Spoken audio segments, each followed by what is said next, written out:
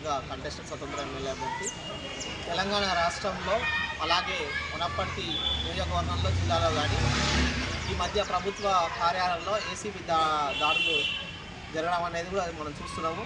ఈ నేడు మేము తెలియజేయడం ఏంటంటే రాష్ట్ర ప్రభుత్వాన్ని కానీ జిల్లా అధికారులు కానీ మేము తెలియజేయడం ఏంటంటే ప్రభుత్వ కార్యాలయంలో ఏసీపీ అధికారుల ఫోన్ నెంబర్ డీటెయిల్స్ వాళ్ళు డిస్ప్లే చేయాల్సిందిగా మేము కోవడం జరుగుతుంది. ఎవరైనా సంబంధిత అధికారులు ఎవరైనా అధికార దుర్వినియోగానికి పాల్పడినా కానీ లంచాలు అడిగినా కానీ కూడా రైతులకు కానీ లబ్ధిదారులకు చేకూరే విధంగా ఏసీబీ అధికారుల నెంబర్లు ఉంచాల్సిందిగా మేము కోవడం జరుగుతుంది.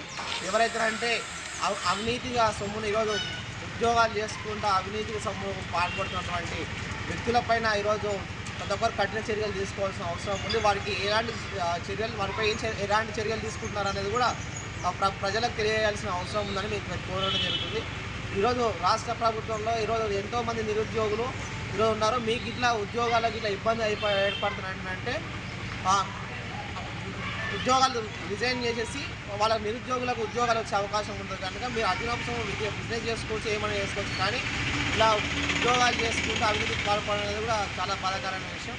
కనుక ఇలాంటి అధికారులు ఎవరైతే ఉంటారో వారిపైన ఏసీబీ అధికారులు అందరూ కూడా దృష్టి సాగించాలని మీకు కోరడం జరుగుతుంది. ప్రతి ప్రభుత్వం కార్యాలయం ఉండాలి కానీ ఏసీబీ వాళ్ళది ఫోన్ నెంబర్ డీటెయిల్స్ పెట్టాలి. అలాగే సమాచార హక్కు చట్టం డిస్ప్లే కూడా చేయాల్సిన అవసరం ఉందని మేము కోరడం జరుగుతుంది. ఈ సమాచార హక్కు చట్టం పైన కూడా పూర్తి స్థాయి అవగాహన ప్రజలకు కల్పించాల్సిందిగా మేము కోరడం జరుగుతుంది.